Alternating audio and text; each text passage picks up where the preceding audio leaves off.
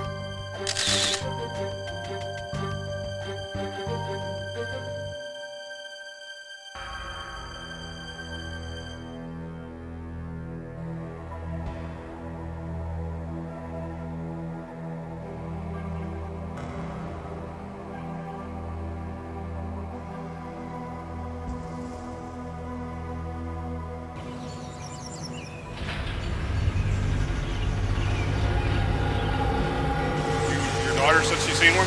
Yeah, my 18-year-old daughter was out jogging about 10 years ago. Okay. And she came back and she was just white as a ghost, scared. Yeah. I said, "What's the matter, Becky?" She said, "I just saw Bigfoot." I said, "Are you sure it wasn't a bear?" Yeah. She said, "No, Dad." She said, "I saw Bigfoot." She said he was like 7 foot tall. All right. Did she describe him at all, or? Well, she didn't, that I recall. So she was scared. Okay. So how far from this location did that happen? About 3/4 of a mile. She was just out jogging in the woods? And yeah, down the gas line up here. It happened the early morning, January 1st, and we were coming back from a New Year's party, and we were up on Rockton Mountain, and something ran out in front of us, and it was apparent that it was a bipedal creature. And we didn't see the head of the creature, but we did see the rest of its body. I couldn't make out any hair or anything, but I definitely made out arm swing and 2 feet. And the most distinguishing feature of the thing was it had white feet. So we kind of thought that was odd.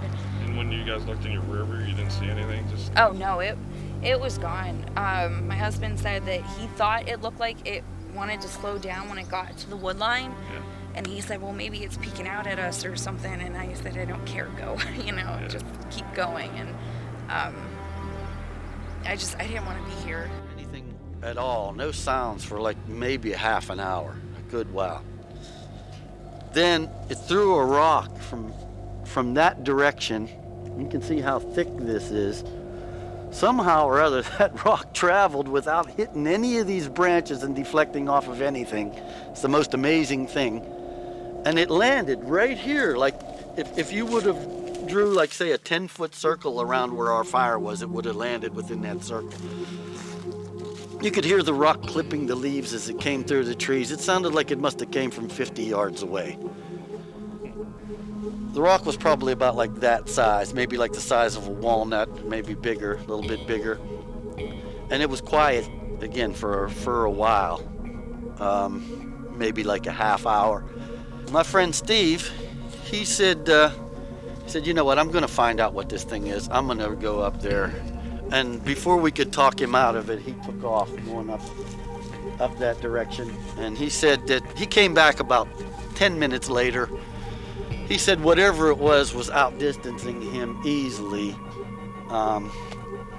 He could hear it. He got close enough to it that he could hear it going through the brush, but he said it was going through brush like nothing, like it wasn't even there. He he said there was no way he could have caught up with it. So he came back. And, the rock throwing, the wood knocking, the whooping, whistling calls. For years, I never said it was a Bigfoot, but I don't know what else it could be. Hi, I'm Stan Gordon. Pennsylvania has 44,820 square miles of land area, and it's also the 33rd largest of the 50 states. And throughout Pennsylvania, we have many mountainous ranges as well as thickly wooded forestry regions and much wooded areas. And it's an area that there's been consistent reports from quite a lot of the state of people seeing these strange, hairy, Bigfoot-type creatures. The question remains, of these different regions, is it possible that some type of unknown specimen of hairy man-like or ape-like creatures could exist? We're here in Derry Township, not too far from Latrobe, Pennsylvania, Westmoreland County. This is an area that historically numerous reports of Bigfoot encounters have been received. Actually, reports from the 1950s, very, very active during the 1970s, and many reports in the 1980s, 1990s, and more recent years. And why there's so much activity along this area is something we still don't have an explanation for. Every year, reports continue of people reporting encounters with these strange hairy beasts from throughout Pennsylvania. Welcome to the movie Mountain Devil, The Search for Frank Peterson.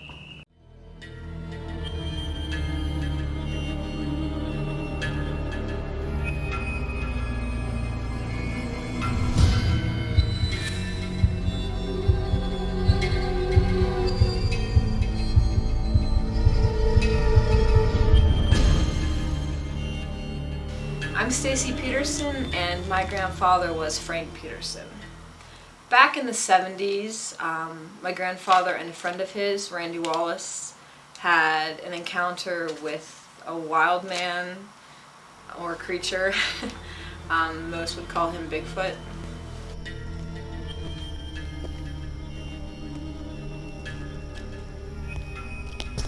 Wait, let me start over. How far are we back in the woods? About a quarter of a mile off the road. Originally you couldn't drive back here, right? No, of course not. It's changed a lot. There's, it used to be it was all woods, and it was a path. They'd cleared out a path to get here. They'd done themselves, which, it's my grandfather for you. Nothing could stop him, clearly, so, it was men and many talents. My name is John Wallace, son of Randy Wallace. And my father and Frank Peterson were old hunting buddies. Back in 1973, they returned, and my father walked to the door, he hung up his rifle, and he never hunted again. Okay, where are we at? This here is the site of where my grandfather's cabin was until it was torn down in 2003. It's changed quite a bit. Since it's been up, a lot of stuff has changed here, but this is it, so it's crazy. How many times have you been up here since then? I've been up a few times. It's kind of hard, because I think about my grandfather, and it's really fascinating, and I love to be here. It brings back a lot of memories. It's still kind of hard, so It started out with a big footprint, and this thing looked like a bear, but it was big and covered with hair. We didn't really know what it was. So you seen like a lot of footprints by the cabin for I've seen a lot of footprints by the cabin, so what I did, I wrote down everything I had seen. All the entries I had put in was all about footprints, because everything time I went up there was nothing but footprints. You filmed a lot of this too, didn't you? What? You filmed a lot of it too? Yeah, I did. Took some pictures of it. Yeah, I had to. I figured nobody would believe it.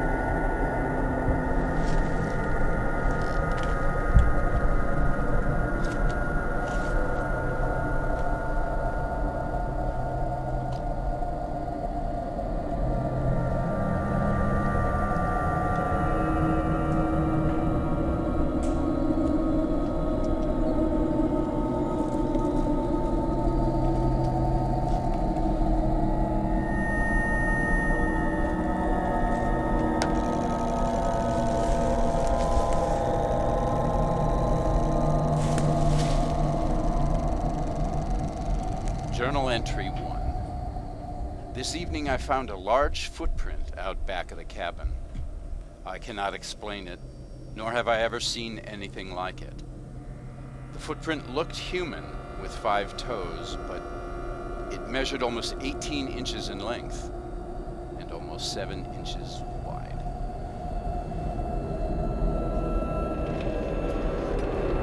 I guess what's the best piece of evidence you ever collected, or besides the footprints? I mean, is there any Footprints.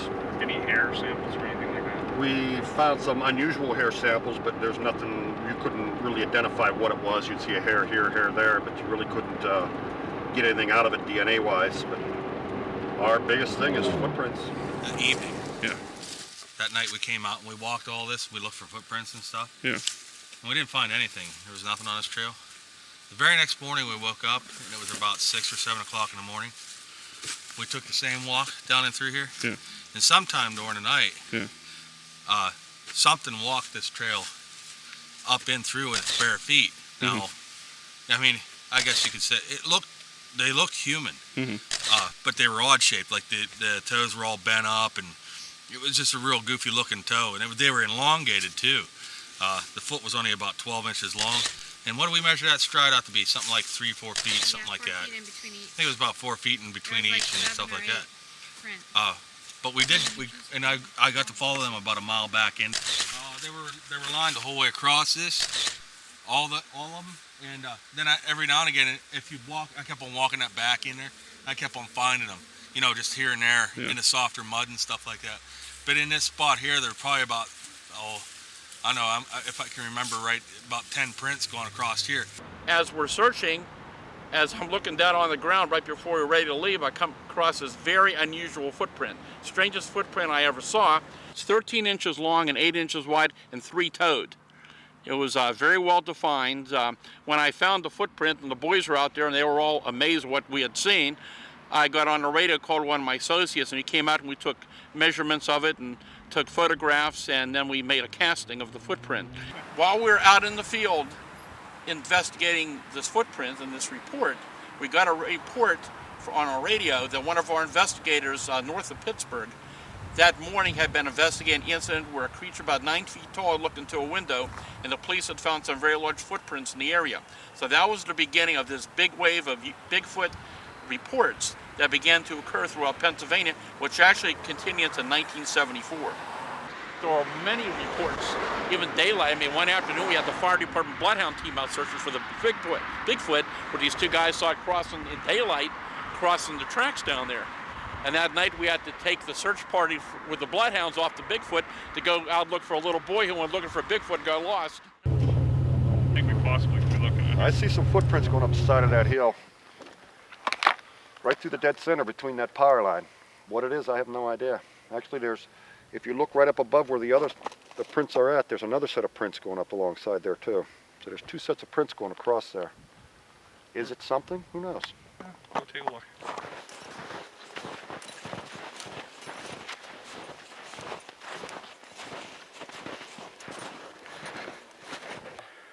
It's coming down to where the footprints are showing.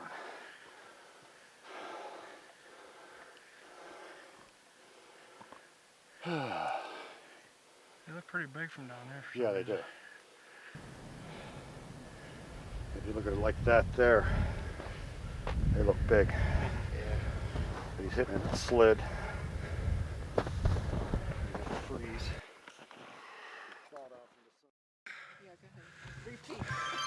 Replay. Yeah, we were down at the bottom of the hill here, and it's difficult to see, but And Ron's down there with it. Ron's holding post. He's doing a couple wood knocks just to see if anything comes up after I exit.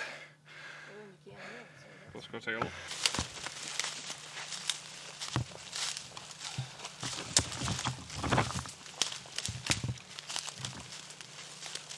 Then we would truly know if that was possible. If it was deep enough to cast, then the inverted impression would give you more detail about what you're looking at. But due to the soil composition, you It's hard to say. Because there's not an extensive runoff down through here, I mean, it's not like it's just a mud and natural impression made by mud. I mean, there's, with all this leaf fodder everywhere, something heavy scooted that out. What we got here? On the toe to the back of the heel is 16. Let's just do this. There. 16 inches to the heel here. At the widest spot, 9 inches to the edge here, where its edge is 8.5, 9 inches. You can see looks like a toe here, and a little splayed toe out there. You're out there wandering around on Sunday afternoon, just enjoying nature. You always have a dollar bill, or at least some money, and they're 6 inches long. You take that, and you can mark that for your reference to get an idea how big something is. In this case, it was 16. Well, those are 18 inches, and that's just about right. And you know across there to the edge is 9. So you can use that for a measuring reference. It's a pretty well given size that you can go back later and say, okay, I see a reference. So that's what we do when we're in the woods and we don't happen to be out here on a Bigfoot research investigation. You're always going to have something in your pocket like that that's a known reference. Ground being rocks and a few other things, who knows? I'm just saying that's similar. Yeah. Can't guarantee it. I don't know. I don't know. I can't say. I'm just saying that it's something out. It looks out of place this way. I was walking up here and I said, wow. So 16 inches to here, to the toe, what it looks like a toe, splayed out there. It's almost 9 inches across it. I don't know. If it is a print, it's a really old print. If it is a print. Has some wash over it now. It might have been deeper at one time. Could have been.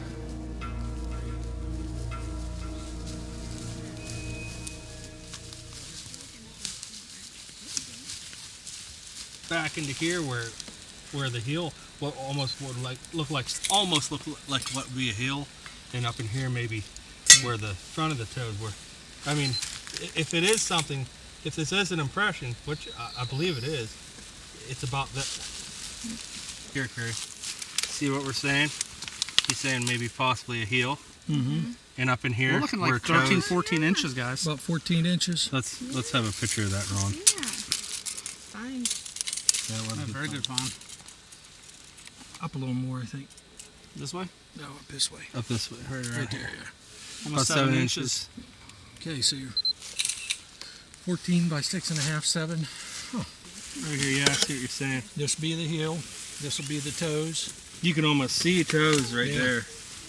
We're gonna hit that with the... You know what, though? I was thinking that is not that old, though, is it? Probably no, that isn't old.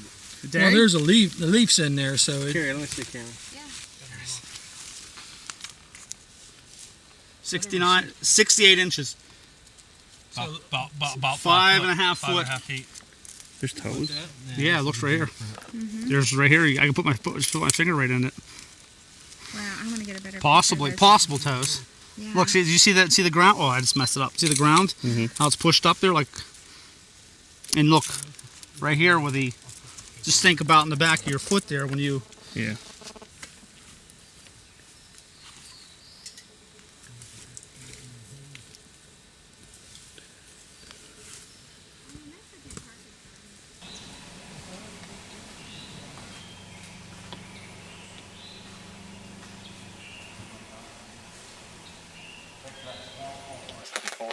Well, if it's anything, it's a smaller something. About 12. I'm going to say about 12 inches. Okay. And at the most, 4. I'm going to say 5.5, almost 6. Okay. Then your Mr. Mackey impression. Okay. It just looks like That's pretty small print, if anything. Well, it's just an impression. We can't even say, you know. Right, but it's kind of weird. Definitely something bigger step there than a deer. Because it did depress pretty well, pretty deep. Yeah, 12 by 6, 5.5 to 6.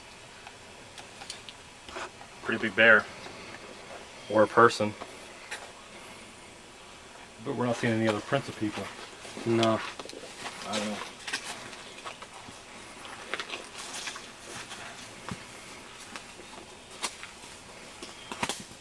I was driving to work one morning right along this road. It must have been about 6 a.m. And I noticed this black thing on the road, and I thought it was a bear at first because it was dark and it looked like some sort of animal. But then as I got a little closer, I realized it was standing on 2 feet, and it must have been 7 feet tall. And when I got even a little closer, it was looking down at the road. And I could see it didn't have any hair on its face, but it had sort of stringy reddish colored hair on its back and on its shoulder blades. And it must have been scared, or even more scared than I was, because it kind of looked at me and then it turned and went right up this path and disappeared into the woods there.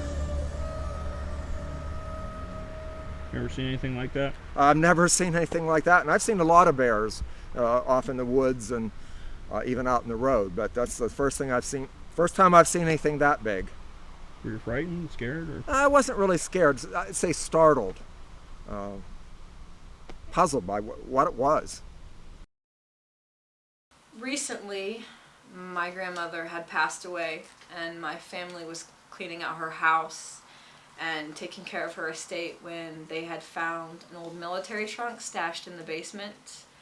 When we opened it, we found evidence, journal records, information on the incident that happened in that cabin, and my grandfather had kept it all these years. One thing about my grandfather is he had a great knack of keeping track of things. There really isn't a whole lot for folks to do in this area. Hunting and fishing is what most know. So when Frank and my father stopped hunting, people started to talk. Rumors started. It got to be a bit much for my father. Okay. Frank, can you tell us a little bit about the tree stackings and some type of animal that you've seen earlier? Well, the tree stackings was built like somebody built a teepee. Ain't much I can say about it. I didn't know what had built it. I know, like I said earlier, it had nothing to do with any people or hunters up in that area, so it had to be something else that had built that teepee, if you want to call it that. You also mentioned something about an animal up in a tree. It looked like it had been skinned. Well, it made me think it wasn't human that had built it, because it was a dead animal up in the tree, and it looked like it was being stored for food near the shelter. And that was very odd. Any odd smells? Yeah, it would smell like it's been there for quite a while. Yeah, I'm sure it did. Make you very uneasy just being in the area? Yeah, it makes me uneasy sometimes even to talk about it.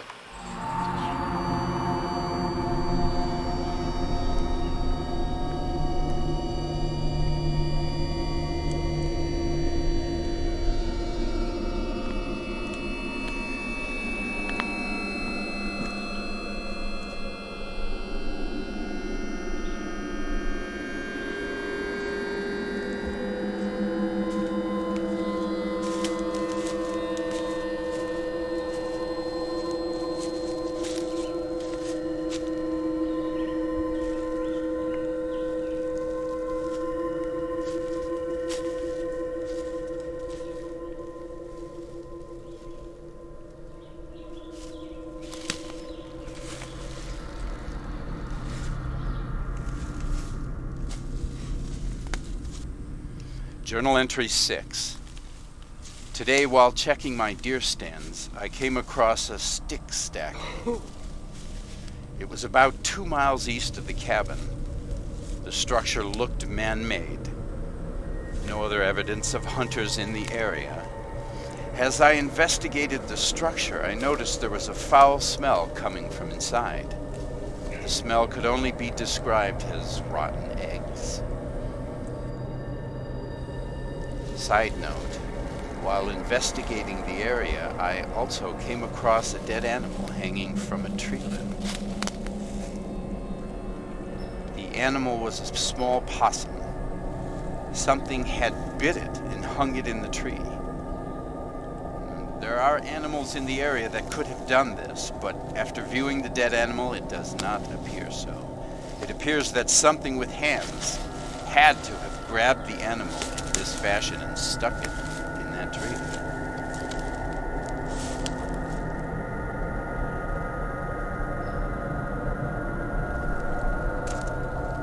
Cold chill went down my spine after viewing it.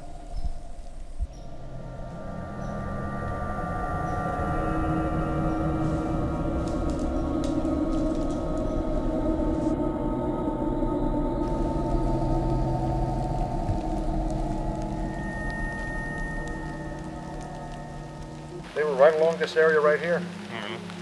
You could see them from standing in here, the large formation of sticks, and there were hundreds of them. It wasn't just one or, at first you'd think one or two, you'd think it was just a naturally made, but there were hundreds. And it looked like some of the branches had been broken off and put somewhere, to check the branches out. Some of them were fresh. It was very unusual. What it was, I don't know. Well, I believe it was near fall, my dear. The ground was a little frozen. It was a little hard. The ground was hard. You couldn't distinguish any footprints or anything. We looked. But it was just too unusual to be a natural occurrence. There was too many of them, and it was just unusual. Some of the branches were brand new, and there wasn't any storms. And it just was unusual. A bunch of us were up here in 05 or 06, and we found an area probably about a 75-yard long by 75-yard deep area, just littered with them. That's all you could see was just tons of tree stackings, and within 5-10 feet of each other, probably 30 or 40 of them. And we documented, took pictures, studied them to see if they were wind damage or storm damage. Some we could possibly say were storm damage, others they looked purposely put there. And as we were checking it out, we were making the discussion, well, this is right along the same power line where the two guys had their sighting. Come back up about 2 weeks later, and all the stackings were gone. And that's not even a fallen tree there, that's just a laid branch. Something had bowed this and anchored it. This is something we find everywhere we go, that these creatures have been spotted or reported. We believe that these are markers for either other creatures or for them to come back and know that this area means something to them. The Indians use tree, and Native Americans and the chimpanzees use tree formations to mark territories. Jane Goodall has attested to that this is very similar to what the mountain gorilla does that she studied, make tree formations. The more intelligent primates use tree formations to mark territory. We don't know all of the meaning behind it, but we find the same similar tree markings right here in this area. The tree canopies that we found, shelters, look like a canopy. They do the same thing. They take trees of about anything from this 2-inch diameter size to this size here, and they bow them. They purposely take these trees, because I can do this, because this one's almost rotten, but they take perfectly good, healthy trees, and they bow them into each other. They'll take one large tree, anchor it between trees, and make a anchor point, center point, and then they bow them all in, and then they have themselves a shelter that pretty well conceals anything that's inside of that shelter. And when you go in that shelter, I'm 6'2", I can walk in and just kind of hunch over like that, and there's plenty of room inside these shelters. I found two very complete large shelters, old, at least a year old, when I was up in Clearfield County in 2010, and last year in 2011 we found a different one within half a mile of the one that I found in 2010. I've always thought that the Bigfoots are always migratory through bottom Pittsburgh all the way up to Clearfield County and above? I mean, do you feel like they move around a lot? Well, a very interesting point on that is we live in a place called Aliquippa, which is in Beaver County. And interesting, the reports that we get there, they almost always run cyclical. They run from, say, beginning of November up until, say, late January, early February, and then they basically stop. One of my theories is I think they're migratory, because we have sightings up in this area at certain times of the year, sightings down further south at certain times of the year. Like I say, Chestnut Ridge between November and April.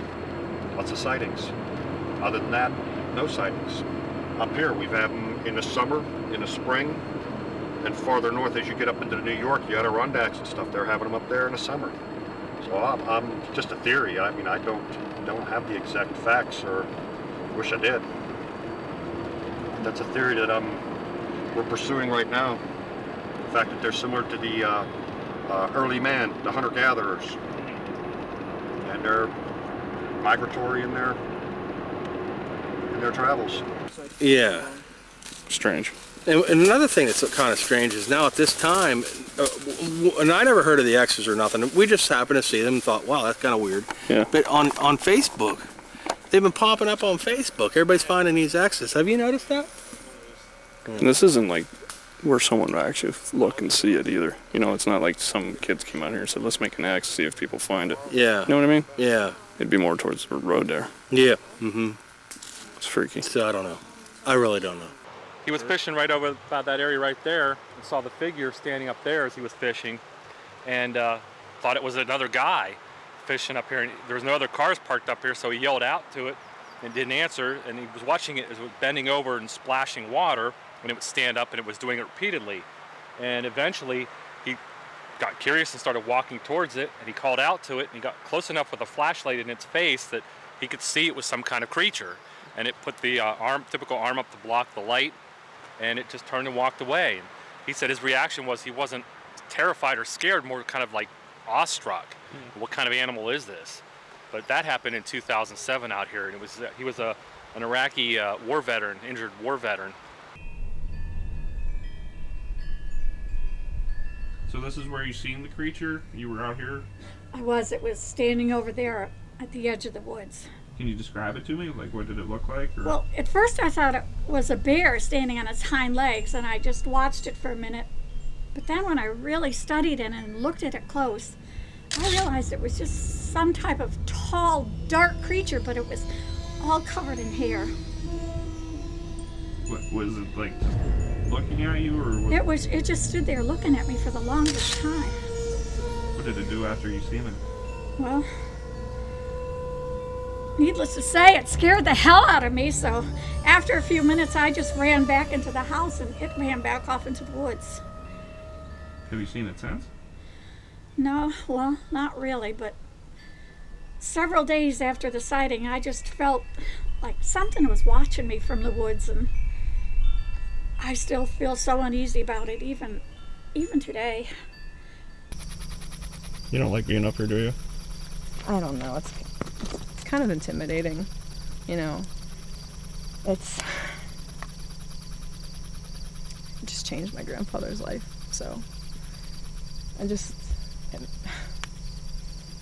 he was different after this. He wasn't the grandfather that I knew. He was a different person. I know something happened to him, I just don't know what. It's out there somewhere, but I guess I'm not just meant to know.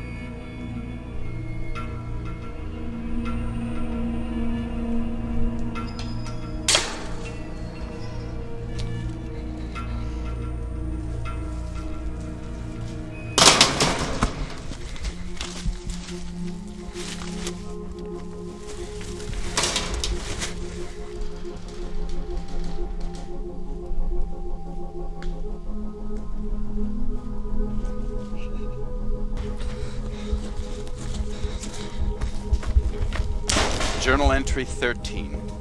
It was late before I got my supper on the fire. While sitting next to the fire, a large stone was thrown in my direction. As I slowly made my way back to the cabin, more rocks were thrown in my direction. I kept the doors locked for the first time ever. It heads into the woods, and we're going to a location where in October of '07, park ranger had a sighting of some kind of animal or creature across an open field, and that's where we're heading out, is to that field to show you guys exactly what took place. Right in this area here, there was something standing and pulling the leaves into its mouth and eating them. And as he approached from the field behind us, it stood up and turned and walked down the embankment. And he got to the point where he could see it still on two legs before it dropped to fours and ran off into the woods. And his description was, it looked like one of those jalopy cars with big fat tires on it with the back end raised up when it ran. That's how high up it was. And he saw it for about 3 or 4 seconds running down into the brush, and then he lost it. And Park Ranger Bob, that we're calling him, is not allowed to talk about the event anymore, is it? Correct. Through continued correspondence with him and talking with him about the incident, he asked me to no longer use his full name and not to use the name of the park where we're at right now for publicity purposes. His superiors told him that he wasn't allowed to go public with it and not to talk about it. And incidentally, when he did go to his superiors and ask if there had been reports of Bigfoot creatures or Bigfoot-like creatures in the park, he was told no, there had been no such reports ever submitted, which is untrue because doing further research myself, there have been people who I found out did, in fact, turn in reports to the rangers here at the park. They submitted reports to the rangers themselves. Okay. I think that, getting back to what I was telling you, I think there's a conspiracy with Bigfoot, with the government. Okay. With all the information over the years that the government has amassed, I like that word, on Bigfoot, I sent Freedom of Information requests to the Department of Interior, Bureau of Indian Affairs, National Park Service. Nobody has any information on Bigfoot whatsoever. I think it's being covered up for some reason. Why do you think they do that? Well, due to economics, number one, if they find out that Bigfoot does exist, which I think they know, they'd have to close down all the lumber camps. It would have to go on an endangered species list. They already have a plan for that, from my understanding.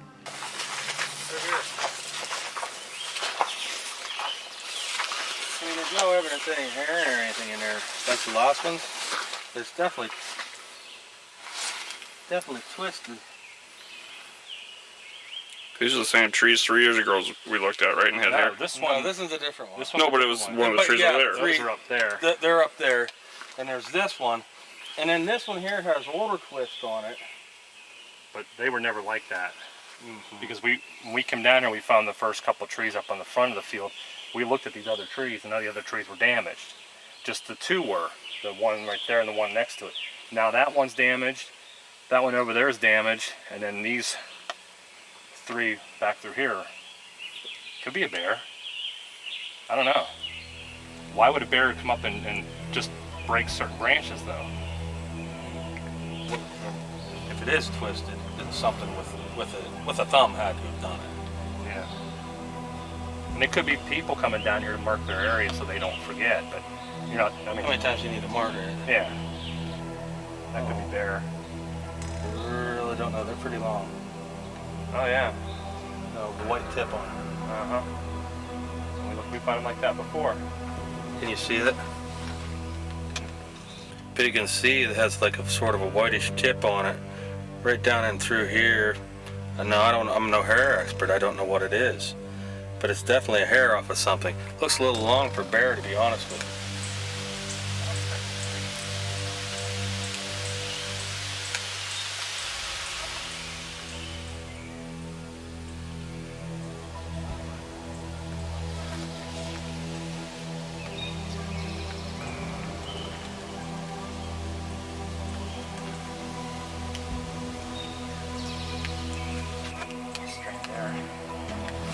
It might be bear. back against there and broke to the thing, maybe? See it? The thing with this though is don't bear usually get on a bigger tree like this over there. I don't assume do it to a pine tree. I've seen it being like a larger trees like that's what I'm saying. It gets up against like the rough bark. Of course, then again, hey, if one invented a better backcrasher, it would be these. That's the last piece. We'll get hit.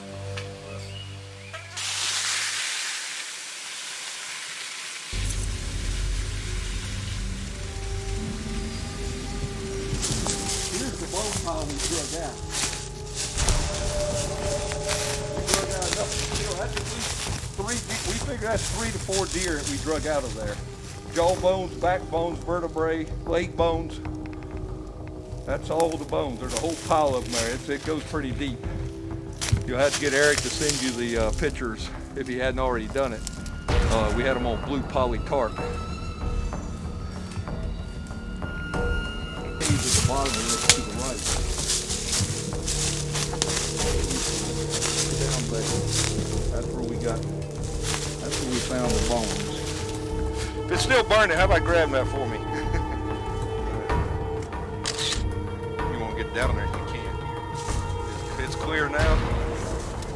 Yeah, Sean, it took Sean about 45 minutes or more to get all those bones.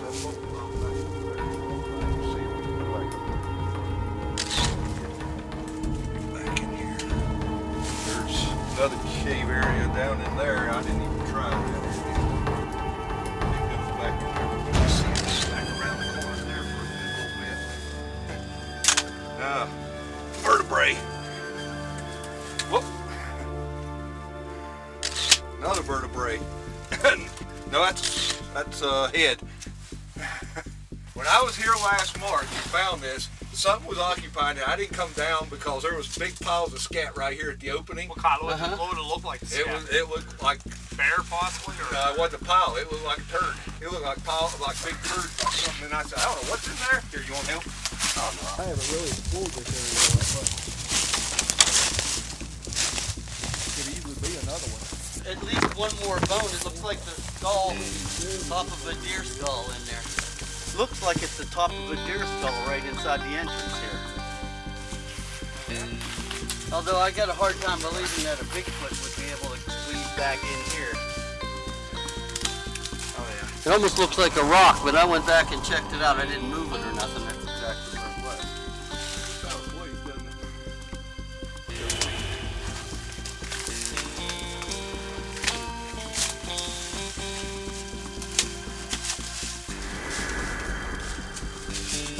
Don't get stuck. You don't have any. You hear somebody? I think it just ends back here. It looks to me like it just ends. If you want to get back there to film, let's switch places. I'll be able to get past that pinch out right there. Yeah, I can see really good when I get through my camera. So much. I don't really see anything back there. I don't see any more bones laying around, just did one. Something, comment maybe on like why you think there's no carcasses of like Bigfoot bodies. Because you guys are talking about how you don't. Well, people don't see them. Yeah, it would just all be opinion anyway. You know? Yeah, that's what it is. My opinion's no better than anybody else. There are no experts. They're just people with more learned opinions. The thing is, the reason we believe that there's no carcasses is because there's other scavengers that come in behind them, as in any other natural setting. There have been carcasses found in other states and other areas. Down in Tennessee, there was a deer carcass found in the fork of a tree down there. There was a calf that had been stolen off of someone's farm that was found torn and left laying in the wooded area. It's not saying there aren't carcasses found, there just rarely are carcasses found. And the reason is, if you're not there within a day of the kill, then something else come along and it's an opportunity meal. They're going to take that carcass and it's going to be destroyed and discarded within a couple of days. So that's why they're not hiding it. They're just taking what they need, leaving the rest for the other scavengers in the woods. All right, what we found up here in Cavalline Road was what I believe is a freshwater mussel. It's very perplexing. Don't you agree, Ron? This is perplexing. Mm-hmm. Very. Now, How they got up there? how they got up here. Yeah, because we're pretty far from water. water. I'm going to say we're a good 3 miles. 3 miles from down over the hill is where the first water is, what would be Anderson Creek. And if you travel maybe 2 more miles, then you would hit the DuBois Reservoir. So it came from one of the 2 places. and there's no other animals that could have carried it other than the only other animal besides a Bigfoot, Right. I believe, could carry it. Well, there'd actually be 2 of them. One of them being a raccoon, because it has its hands. The other one being some type of bird. But for them to be, strewn around more than one, I mean, it'd take more than one bird, of course. There have been a lot of sightings out west of them on the beaches. Yeah. Lands. But as far as the raccoon goes, I believe that the raccoon would have stayed close to the water. It's a rather clean animal, believe it or not, of what it's eating. It likes to wash it off, keep it clean. So I believe it would have ate it right at the spot. I don't think it would have carried it. I think it's an odd thing that we found it up this way. The equation together. First, we got a place for it to live. We got a food source and 2 definite water sources just down over the hill, not too far, about within a couple of miles. And we're in an area of sightings. In an area with very little civilization too. Yeah. How many sightings out here? 2, 3 that we recorded. That we've actually got to work on. It's about 3 of them, but I know there's several historical sightings up this way. And where are we at right now? We're on Rockton Mountain, Kelly Cellar Road. Me and my friend were up here spotting deer one night, and we saw a Bigfoot here on this power line. It was about 7 to 8 feet tall, had reddish brown hair. That way you carry a gun with you up here now? I'd just rather be safe than sorry. But where did you see it at? You pointed out? It was up there somewhere.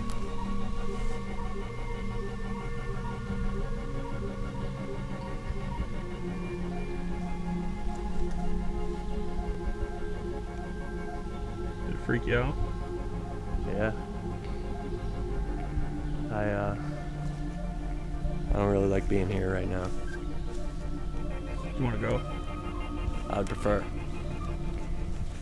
Okay, we can go. Well, we've heard of obviously the rock throwing. We've heard of bluff charges. We've heard, grunting, and basically, researchers feel that they're doing that just to get you out of their area. I've never heard personally anyone that's been physically attacked by them, other than the Teddy Roosevelt case, the wilderness hunter, where supposedly a trapper was killed by one of them. But I don't believe that they're aggressive, but I also believe that they don't want us in basically their home.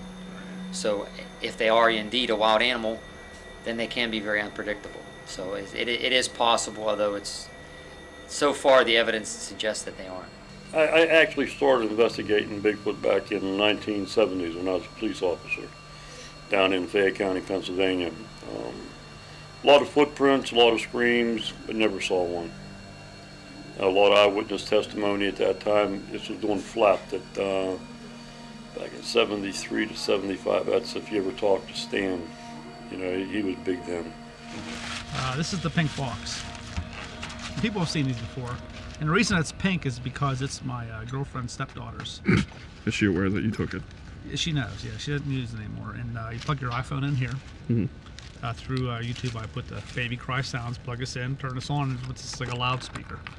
And we used this pink box a month or so ago.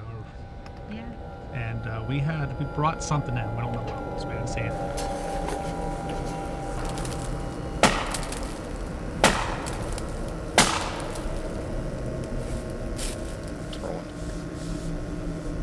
Sound just like a rock got thrown down here.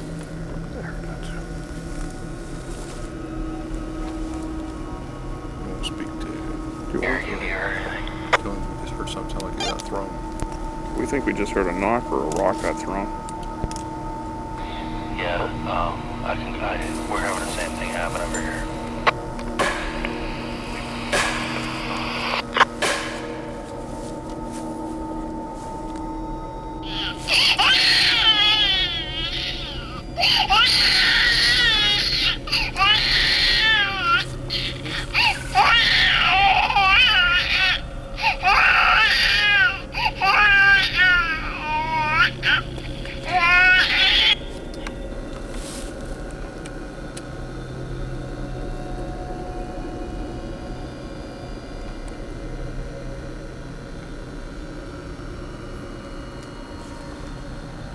Beast was out peeing, and she said it come walking up right behind her. Gene was outside the car, and he said he could hear it walking right towards them. And they don't have any flare or anything. He said it was coming right at them. And they're looking, they can't see anything, but it walked into the clearing down there.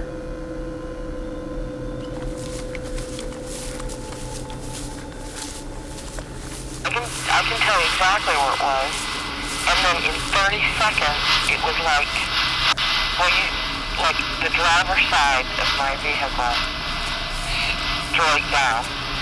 I mean, it was like right next to us for 1 second. I thought it was you, Carrie. And then 30 seconds later is that. It was like, I'll show you after they get here because I'm not getting out till they do. Okay, sounds good. But you heard it, right? Because I heard something. Yeah, it was the stop. Okay, where? Stop. Where? Yeah, it sounded like a giant was walking. You know, you read about this, and I'm scared shitless right now. I heard something moving. And it wasn't like it wasn't this. It wasn't a deer. It wasn't like it was.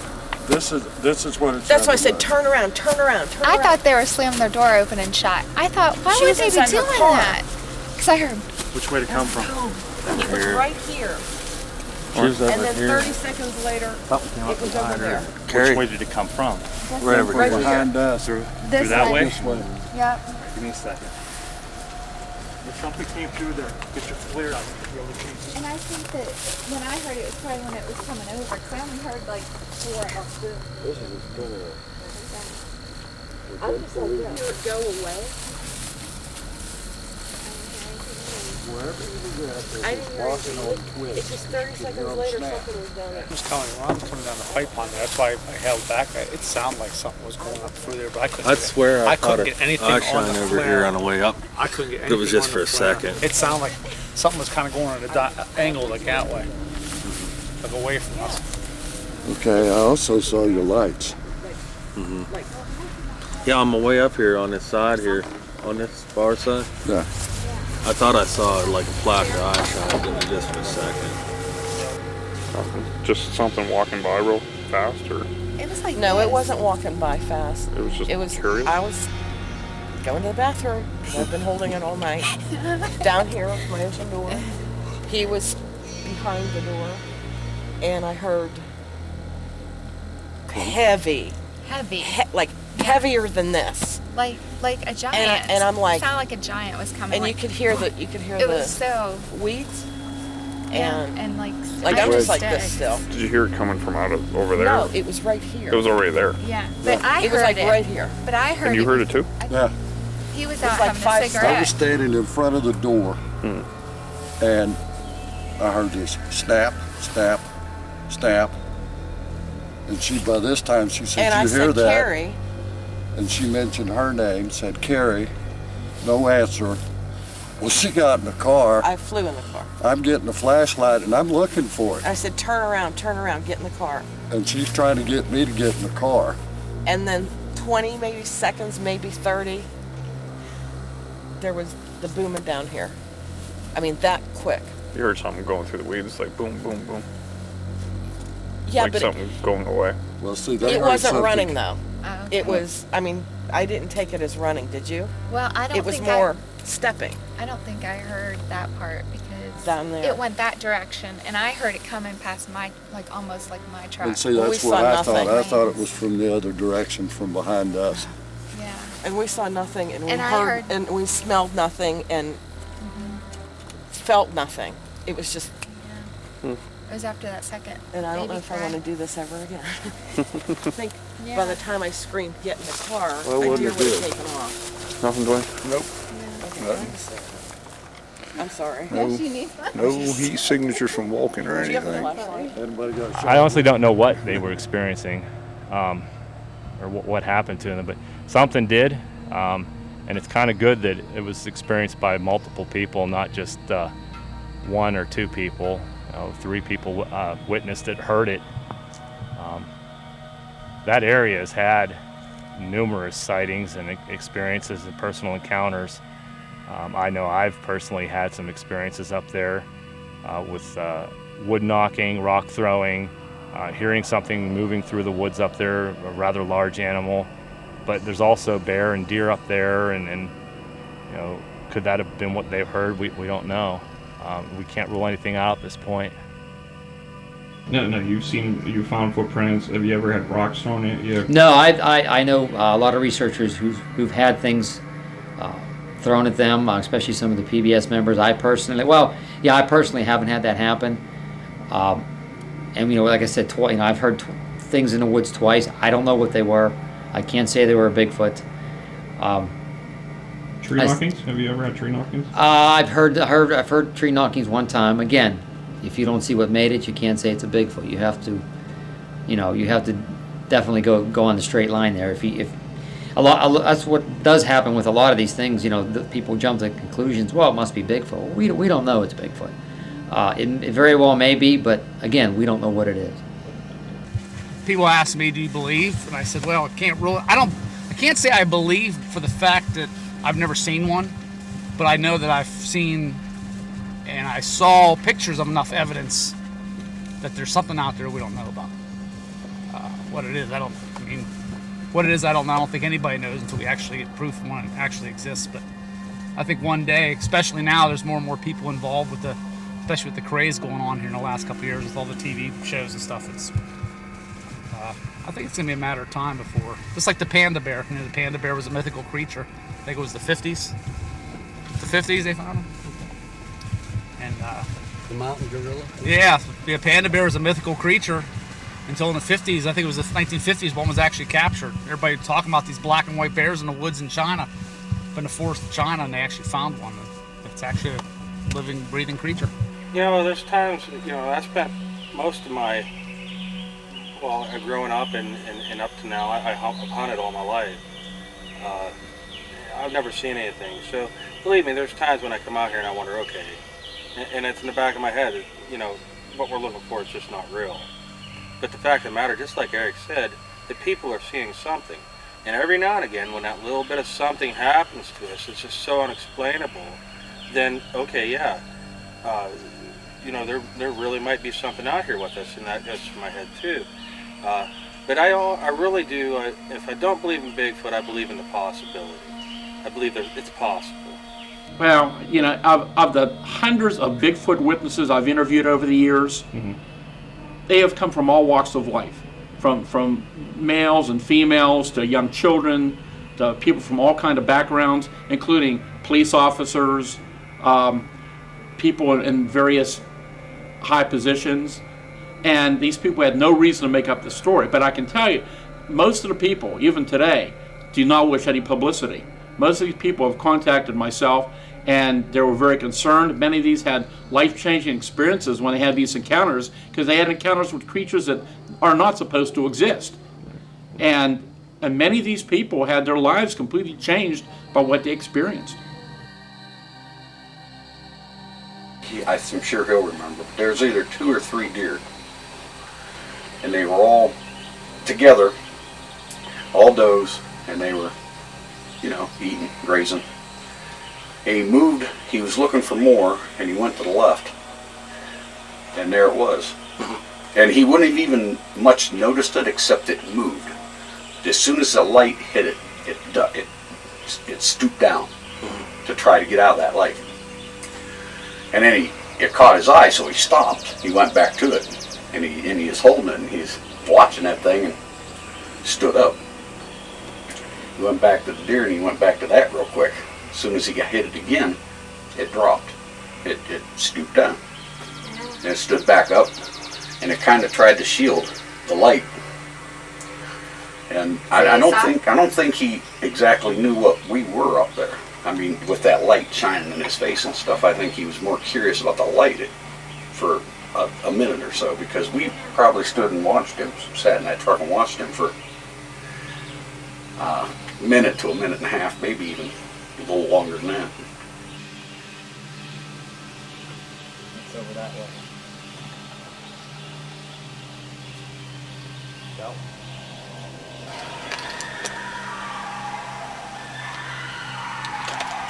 You know what happened to Kyle?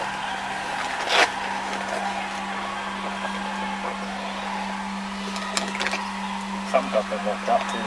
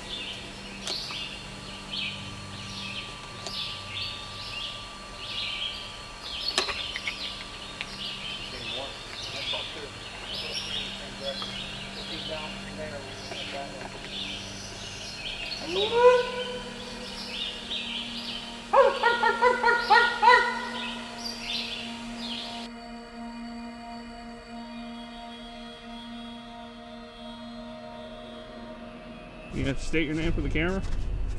No, I'm not going to do that. People I work with and this is their property. Okay. You just kind of go over, I guess, what occurred that day? Well, me and a coworker of mine were driving down this road, checking gas wells in the area. We stopped for lunch. We pulled off the side. We were sitting there eating. You could smell this odor in the air. It's almost like rotten eggs. It kept getting stronger. So we got out and walked down. There was a pond to the west. Walked down there. We stopped. We seen this big creature just bending down, taking a drink out of the pond. It was big. What did it look like? It was big and brown, hairy. Had an oval-shaped head, ape-like nose, big wide mouth. Scared the shit right out of us. Was it a bear? Definitely wasn't a bear. That thing had to be 7-8 feet tall. Walked upright, turned around, looked at us, and just kind of meandered off into the woods again. We weren't going down there. We were pretty shook up. We got back in the truck and we hightailed it out of there, and I ain't been back since. Does it really bother you to be back here right now? Yeah, I'm pretty nervous. I don't like being here at all. And you haven't been back here in quite, I don't know, a year or two? About 2 years and 3 months. I mean, you wouldn't believe it. It was crazy. That thing was something else. The way my grandfather would tell it, it was just a typical hunting trip. The first night at camp, there was, some drinking, smoking, cards, the typical guy stuff. And, my grandfather had explained to me that they had this rule where if nobody had caught anything before 6 o'clock, they would return to camp. The night of the incident, my grandfather had returned early when he had heard a few shots in the distance. So when you were up there, now, tell me a little bit. You and Randy went up there hunting one weekend, right? And I guess he shot at it or something. I guess can you tell us about Randy. Like I said, I've never seen Randy move so fast. He had seen it, and whatever he seen, he shot at it. And that's when he came back late that evening. I mean, he looked like he was scared. And we knew that night was not an option. We had to wait till daylight to leave. So that's what we did. We waited until daylight. We was hoping the thing would be gone. So I went outside and tried to get my thoughts together and let Randy figure out what he wanted to do. When you were outside, something you did encounter something, correct? Well, yeah, I went outside and then I come across this footprint, and I looked up, and there it was. It came charging right at me, right down at me. I ran like hell. I ran as fast as I could to that cabin. And that thing kept hanging on and banging on that door like it wanted in real bad.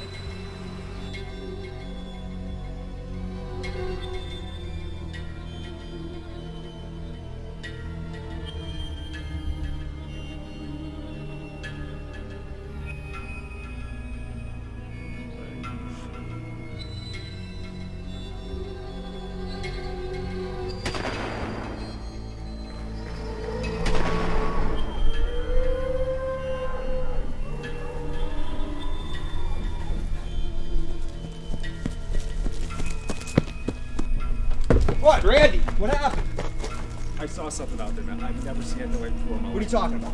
7 foot tall, long hair. We gotta go. Well, I heard you fire off a few shots. Did you get it? I shot and I ran. We need to get out of here. It's gonna be dark out shortly. Leaving out here in the pitch black isn't the best idea. What the hell is it?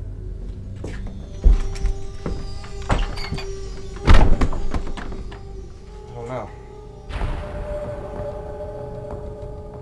We're gonna stay here for the night, all right? And we'll leave, I swear we'll leave right in the morning, okay? Frank, we need to go now. Randy, are you sure it wasn't a bear and you didn't just wound it or something? No, I've never seen anything like this before in my life. Sit down. Hold this. I want to go out. Don't leave the cabin and just try to calm down. Frank, don't go out there. I just want to go see if you didn't wound it. It's out there.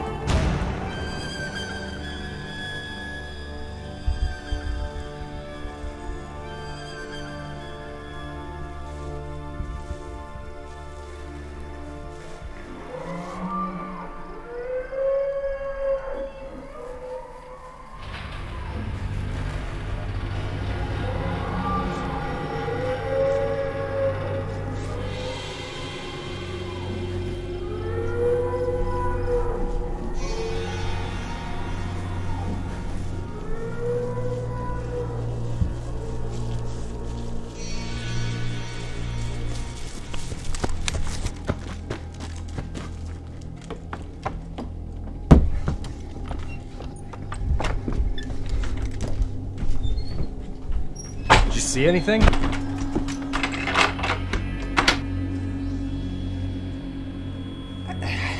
I heard something. I never heard anything like it in my life, but I definitely heard something. We gotta pack. We gotta get out of here now. No. Yeah, I said, like I said, it's. We got that height in the pitch black. Not a good idea. Stick it out. We'll just stick it out. What's gonna happen? We're in here. We're good. Okay. Just. We'll be fine. We'll leave in the morning when it's daylight. We can get out of here. We can see what we're doing. We'll pack our stuff up and get out of here. I don't think it's worth going out there and risking anything.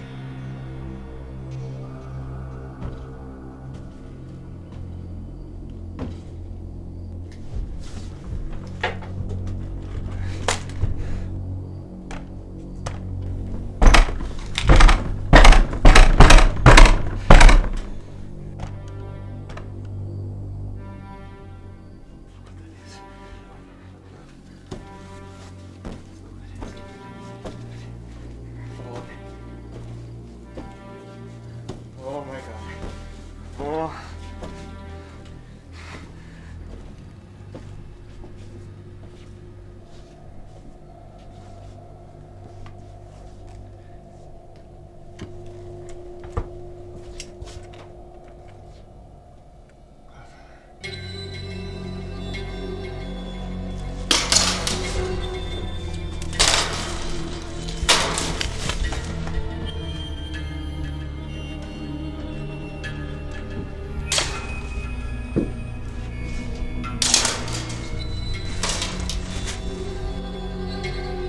Around outside, you had to hurt it or something when you shot at it. I mean, it's got to be at least bleeding. It's worth taking a look around anyway. I just think it's a bad idea.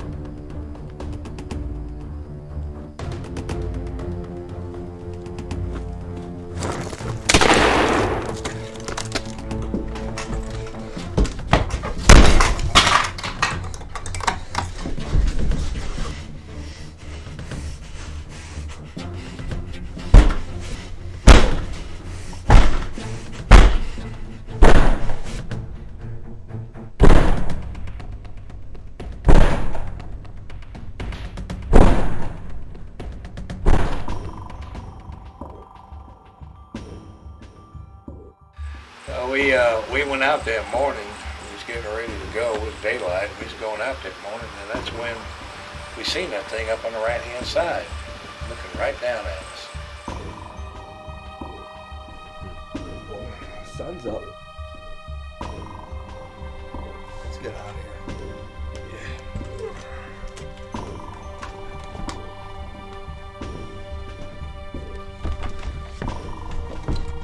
here. Right there it is. Shoot! Shoot, Randy, shoot!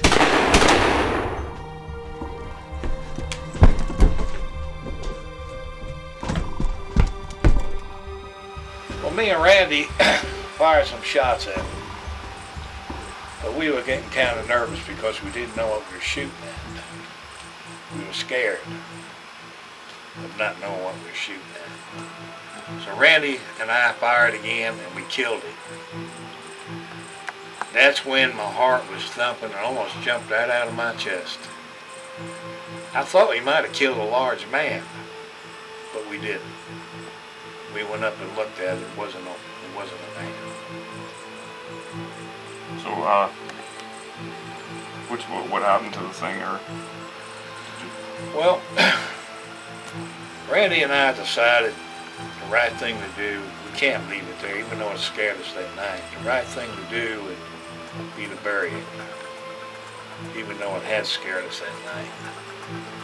We just couldn't leave it there. It wasn't meant to be seen by common folks. So we took the rest of the day off, and that's just what we did. We buried it. Have you been back to the cabin after that? Well, I quit hunting after that day, and after that, me and Randy had buried it, and we never went back to the cabin again. Can you tell us where it's at? Well, I'd rather not. I'd rather leave it alone. Leave it to be. Me and Randy both talked that over. It's not meant for common people to see it. We just want to put it to rest.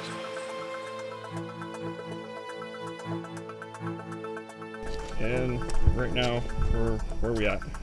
We are at the site of where they had stripped, this earth. This is where my grandfather's cabin was, and where supposedly the creature had been buried. PA officials had come in to investigate, and eventually the U.S. Army had moved in. And supposedly, of course it's just rumor, but they had come in and supposedly seized the creature and never to be seen again, you know, so. It was all rumor though, huh? It was rumor, yeah. I mean, that they found a creature, but I know they were here. I had witnessed it for myself. I didn't get to stay long because they hushed me away. But, I mean, they really could have been here for anything, but I mean, it's no coincidence that this is the site of the incident, so. You have no idea where it could have possibly been buried with all the journal entries, nothing particular? There was indications of, you know, certain things, but I mean, like I said, we tried finding, you know, shell casings with metal detectors, things like that. But I mean, it was cleaned up pretty good, so there was no discernible evidence of any particular burial site. Your grandfather would never mention it while he was alive? He never mentioned it while he was alive, I think because it was such a big deal and he wanted to keep it a secret. I mean, it was that important that I don't know if he thought maybe the world wasn't ready for it. I believe they are, but I don't know.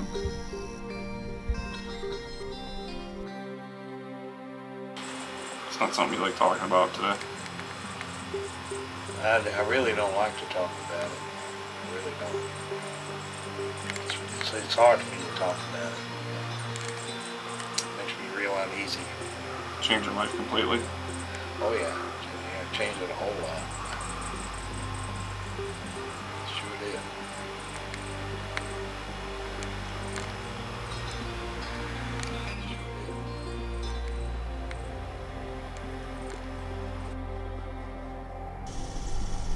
The speculations in the film that you've just seen aren't new, nor are the conclusions contained therein. The details of these events have been kept secret for many years, until they were revealed through Frank Peterson's journals and photographs. Through these materials, we can paint a picture of the terrifying events that took place on that mountain. The most compelling evidence of all is the original 8mm film shot by Frank Peterson early that morning. What you're about to see now is the original 8mm film and how it changed two men's lives forever.